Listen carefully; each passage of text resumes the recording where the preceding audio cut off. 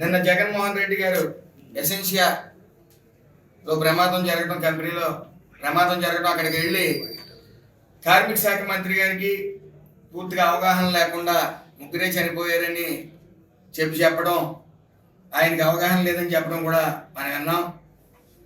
అయితే నిన్న సుమారు 2:30 ప్రాంతంలో ప్రమాదం జరిగితే నేను 5 గంటలకి ప్రెస్ మీట్ పెట్టాను.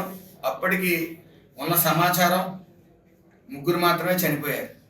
అది ఫ్యాక్టరీ బయట ఉన్న వ్యక్తులు ఒకరికి పైనుంచి దూకటం జరిగితే 2 దగ్గరగా ఉన్న వాళ్ళు గోడ నుంచి దూసుకొచ్చిన పవర్తో అవయవాలు కూడా చిందరవందర అయిపోయినాయి. అదే కనపడ్డది. తర్వాత సుమారు 8 గంటలకి ఏదైతే శిథిలాల కింద ఉండిపోయారో వాళ్ళందరినీ గుర్తించడం జరిగింది. మరి అవన్నీ తెలుసుకోకుండా ఆయన మాట్లాడుతూ ఉన్నారు. ముఖ్యంగా జగన్మోహన్ రెడ్డి అండ్ కోకి నేను సవాల్ విసురుతున్నాను. మీకు దమ్ముంటే మీ నిజాయితీ గల చిత్తశుద్ధితో మీరు కార్మికుల పట్ల ప్రవర్తిస్తే నేను అడిగే క్వశ్చన్లకి ఎవరన్నా సమాధానం చెప్పగలరు. మీ జగన్మోహన్ రెడ్డి టీంలో మీకు కార్మికుల మీద ఏమైనా చిత్తశుద్ధి ఉందా?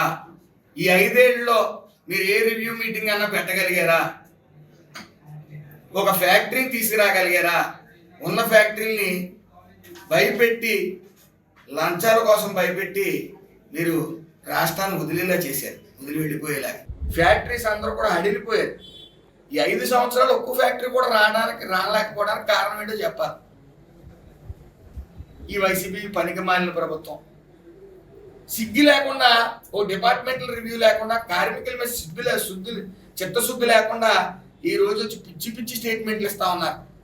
మీకు చిత్తశుద్ధి ఉంటే ఈ 5 ఏళ్ళలో ఈఎస్ఐ కార్డు హోల్డర్స్ కానీ ఇన్సూర్డ్ పర్సన్స్ ఎందుకు పెరగలేదు? 1,50,000 ఎందుకు పెరిగింది? గత 2014-19లో సుమారు 5 లక్షలు ఉంటే 11,50,000 అయింది. చెయ్యిన అవినీతి లేదు.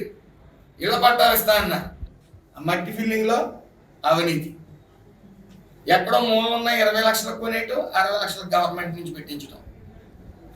అదేవిధంగా ఈ టిట్కో ఇళ్ళు, ఆ టిట్కో ఇళ్ళ విషయంలో చాలామంది పేదల దగ్గర 1,50,000 వసూలు చేసేసి వాడికి ఇళ్ళు ఇవ్వకపోవడం, డబ్బులు కూడా తిరిగి ఇవ్వకపోవడం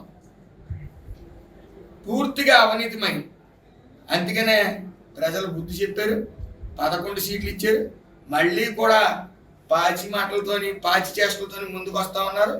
ఈ వీళ్ళకి చేసిన అవినీతి భయం రెడ్ బుక్. ఆ రెడ్ బుక్ తెరిచి పరిస్థితి లేదు, తెరవకుండా వెళ్ళిపోతా ఉన్నారు లోపలికి. రెడ్ బుక్ పేరు చెప్తే హడిలిపోయి మొత్తం మింగిడి పట్టలేదు. ఈయనేమో బెంగళూరుకి వెళ్ళి పబ్జీ ఏదో ఆడుకుంటాడు. ఈయన ఇక్కడ నాయకులేమో కనీసం ఒకసారి వీళ్ళకి చిత్తశుద్ధి ఉంటే మన జరిగిన అసెంబ్లీలో ఒక్కరోజైనా రావాలి కదండి.